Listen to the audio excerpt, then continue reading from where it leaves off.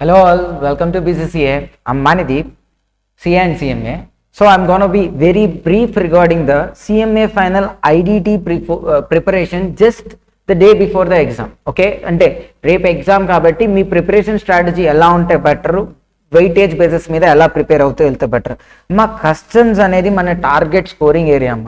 Marathon కూడా నేను customs మీదే ఫోకస్ చేసి పెట్టింది అంతా కూడా ఎట్ ఫైనల్ లెవెల్, బికాజ్ ఇంటర్లో ఆల్రెడీ కొంచెం చేసి ఉంటారు, దానికి ఎక్స్టెన్షన్ టాపిక్సే కాబట్టి it would be very scoring area for you guys at the customs. So ఇప్పుడు చూడండి, వాల్యుయేషన్ టాపిక్ నుంచి 10 marks question, types of duties నుంచి 5 మార్క్స్ క్వశ్చన్, బ్యాగేజ్ నుంచి 5 మార్క్స్ క్వశ్చన్, ఏది వేరే క్వశ్చన్స్ కూడా అక్కర్లేదు. నేను ఒక మెటీరియల్ అటాచ్ చేశాను నా మ్యారథాన్ దానికి, ఆ సమ్స్ చేస్తూ వెళ్ళండి. డ్యూటీ డ్రాబ్యాక్ ఒక 5 మార్క్స్. ఇక్కడే ఈ 25లో 20 మార్క్స్ మినిమం పక్కాగా ఇక్కడే వస్తుంది, షూర్ షార్ట్ ఇది. ఓకే, ఇక్కడ నుంచి అవే సమ్స్ చేసుకుంటూ వెళ్ళండి. మాక్సిమం కేసెస్లో అవే క్వశ్చన్స్ యాజ్ తీసి కూడా రావచ్చు, ఇవే సమ్స్ చేయండి. Okay, next import and export procedures and warehousing లో థియరీ క్వశ్చన్స్ అడుగుతాడు. Features of warehousing, public private warehousing కానీ, వేర్ హౌస్ చేస్తున్నప్పుడు వచ్చే ఇంట్రెస్ట్ అప్లికబిలిటీ కానీ, ఇంపోర్ట్ అండ్ ఎక్స్పోర్ట్ ప్రొసీజర్స్ కానీ, ఓకే ఇవన్నీ మీరు ఓకే ఫ్రమ్ ద మెటీరియల్ చేస్తూ వెళ్ళండి, థియరీ చదువుకొని వెళ్ళండి. నెక్స్ట్ ఎఫ్టీపీలో 5 మార్క్స్ క్వశ్చన్ అమ్మా.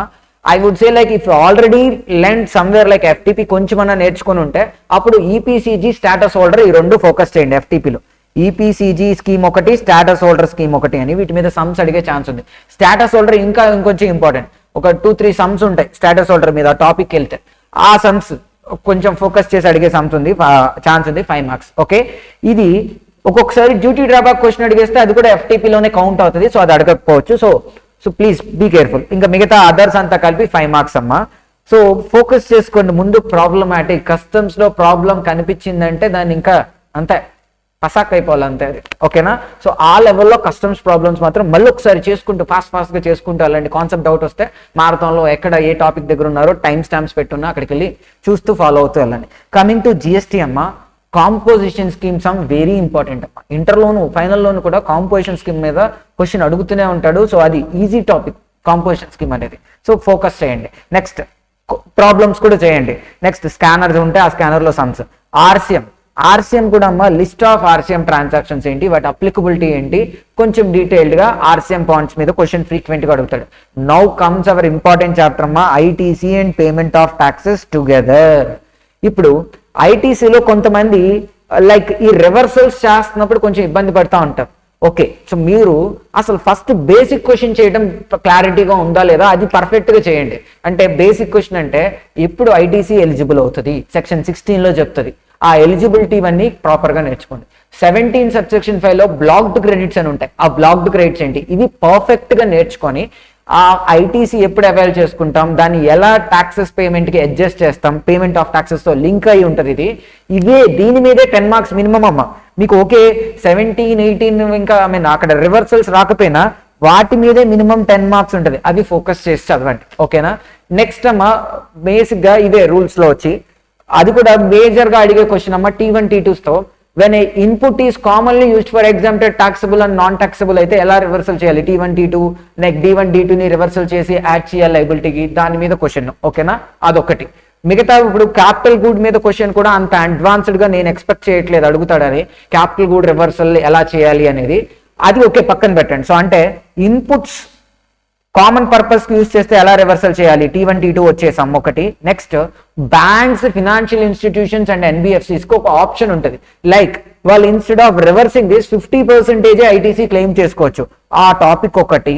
నెక్స్ట్ అమ్మ, క్యాపిటల్ గూడ్ కనుక సేల్ చేస్తే అది కనుక with in a period of 5 years sale చేస్తే క్యాపిటల్ గూడ్ సేల్ వాల్యూ మీద ట్యాక్స్ లేదా అవైల్ చేసుకున్న ఐటీసీ మీద ఎవ్రీ క్వార్టర్కి 5% రెడ్యూస్ చేస్తూ కంపేర్ చేస్తూ ఆ సమ్ చేస్తాం, ఆ సమ్ ఒకటి. ఈ ఏరియాస్ వెరీ ఇంపార్టెంట్ అమ్మా, ఇవి ఫోకస్ చేసి వెళ్ళండి. మాక్సిమం 25లో 15 మార్క్స్ ఏంటి వేరే వేరే ఓకే, ఓన్లీ ఐటీసీలో ఫస్ట్ పార్ట్ 16, 17 సబ్సెక్షన్ 5 ఫోకస్ చేస్తే మీకు 10 వచ్చేస్తాయి. నేను ఇప్పుడు ఈ ఎక్స్ట్రా చెప్పిన T1, T2 టాపిక్ కానీ, నెక్స్ట్ బ్యాంక్స్ అండ్ ఎన్బిఎఫ్సిస్ రిలేటెడ్గా రివర్సల్ చేసే టాపిక్ కానీ, నెక్స్ట్ క్యాపిటల్ గుడ్ సేల్ చేసినప్పుడు దానికి ట్రాన్సాక్షన్ వాల్యూ మీద వచ్చే ట్యాక్స్, నెక్స్ట్ ప్రపోర్షనేట్ గా ఐటీసీ రివర్సల్ ఎంత కంపేర్ చేసి whichever is higher would be taken as the tax value అని కొన్ని సమ్స్ ఉంటాయి.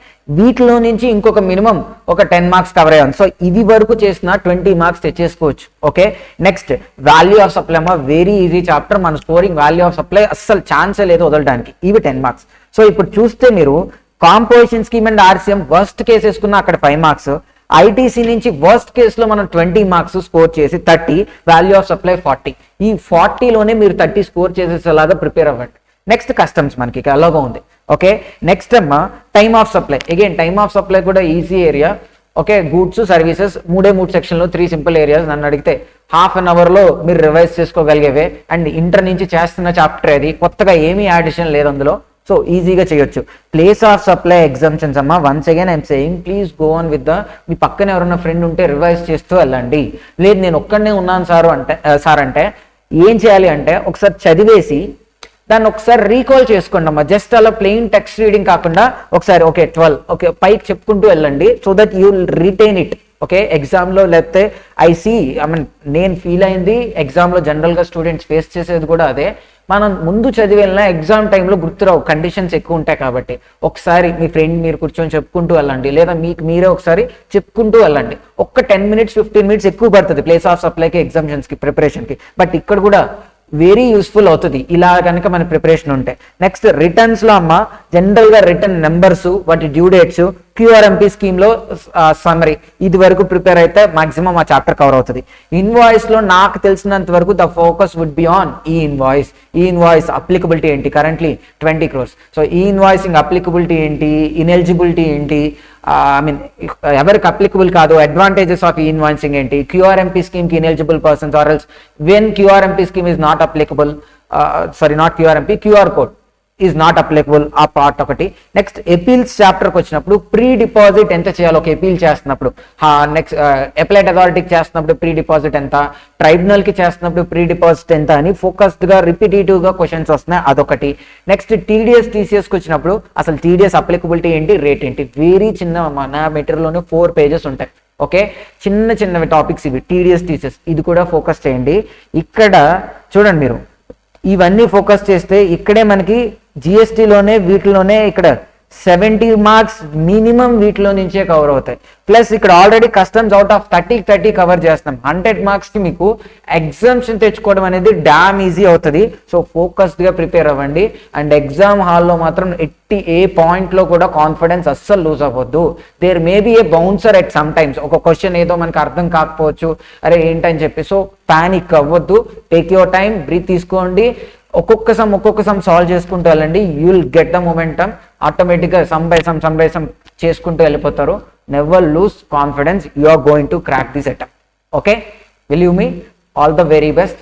Thank you all, bye bye.